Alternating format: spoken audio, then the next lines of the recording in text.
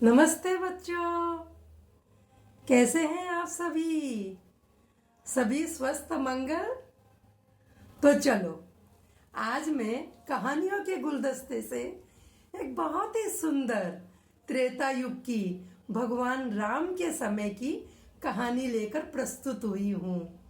तो जब भगवान राम अयोध्या में राज्य कर रहे थे, तो एक दिन उनके मन में आई कि मैं सब बड़े बड़े विद्वानों को और जो भी ब्रह्म हैं, ब्राह्मण हैं और जो संत महात्मा हैं, सबको भोज का निमंत्रण देता हूँ और राजमहल में सबको बुलाता हूँ। तो उन्होंने जाकर सबको नम्रता पूर्वक हाथ जोड़ जोड़ कर प्रत्येक घर में जाकर, प्रत्येक संत महात्माओं के पास जाकर सबको निमंत्रण दिया। और उसी समय कैलाश से भगवान शिव और पार्वती भी अयोध्या में घूम रहे थे। वैसे भी भगवान शिव के इष्ट राम और राम के इष्ट भगवान शिव, तो वो घूम रहे थे। उन्होंने देखा कि कितनी नम्रता से, कितने शांति से भगवान राम सबको निमंत्रण दे रहे हैं और मैं भी इस ब्रह्म भोज में जाना चाहता हूँ। अब उनके मन में तो आ गई, लेकिन न तो भगवान उन्हें बोले और न वो भगवान को बोले। तो उन्होंने एक विप्र का रूप धारण किया, मतलब ब्राह्मण का, और फिर वो भगवान के सम्मुख चले गए।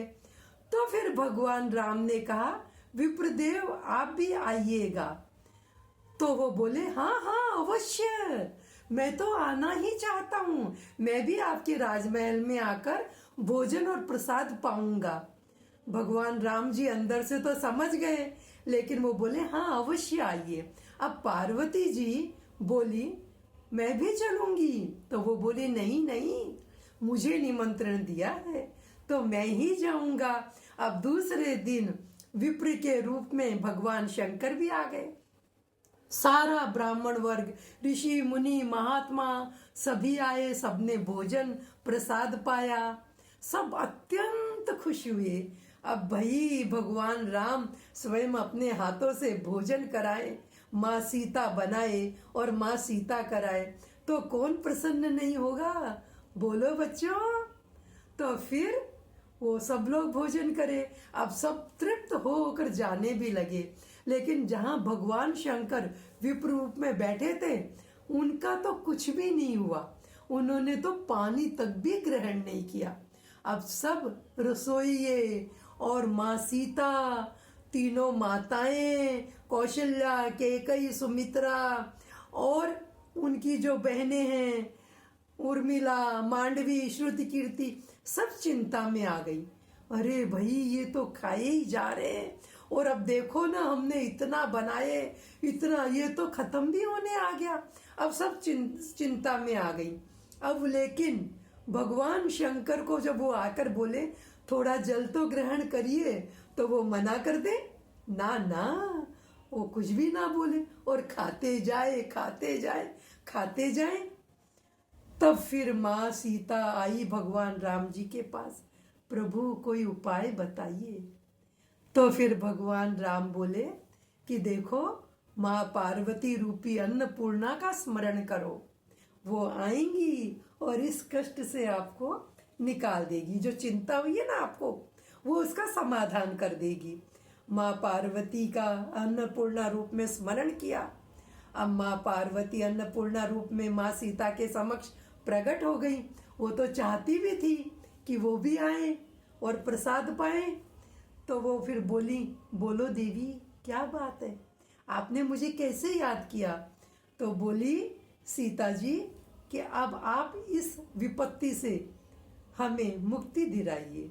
ये जो भोजन करते जा रहे हैं, तो माँ अन्नपूर्णा, अब आप अपने हाथ से इन्हें दीजिए, और जब ये आपके हाथ से ले लेंगे तो ये तृप्त हो जाएंगे, मुझे ऐसा विश्वास है। माँ अन्नपूर्णा तो सब समझी हुई थी। माँ अन्नपूर्णा ने भी तुरंत बनाया और सीता जी के द्वारा उनके पास पहुंचाया। सीता जी ने जब उनको दिया और उन्होंने वो प्रसाद पाया, वैसे ही भगवान शंकर समझ गए कि माँ अब तो ये पार्वती स्वरूपा अन्नपूर्णा आ गई हैं और उनका पेट एकदम भर गया, तृप्ति हो गई हृदय में, उदर में, और उन्हें अच्छी भली डकार आ गई। और बच्चों वो एकदम तृप्त होकर बैठ गए और बोले, मैं तृप्त हुआ। भगवान राम और सीता ने हाथ जोड़कर उनसे प्रार्थना करी कि आप तृप्त हो गए। तो अब भगवान शंकर समझ गए कि अब तो मुझे अपने स्वरूप को प्रकट करना ही पड़ेगा। और भगवान शंकर ने अपना स्वरूप प्रकट कर दिया। उधर माँ पार्वती जो अन्नपूर्णा बनकर आई थी वो भी प्रकट हो गई पार्वती के रूप में। भगवान राम और सीता सब इतने खुश हुए कि साक्षात शंकर भगवान और माँ अन्नपूर्णा आई हैं। अब वो अत्यंत प्रसन्न हुए। और आप जानते हो बच्चों, जहाँ पर माँ अन्नपूर्णा है वहाँ पर कभी भी कोई भी भूखा नहीं रह सकता।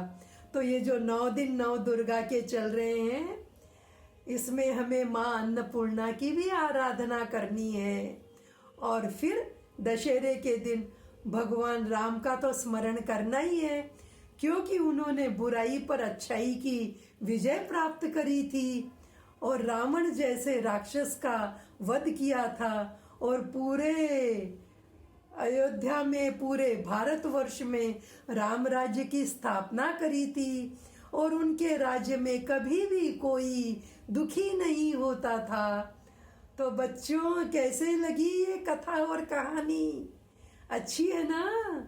तो आप इसे सब्सक्राइब करिए और लाइक करिए, अपने ग्रुप में भेजिए और नारा लगाइए, जय श्री राम, जय हर हर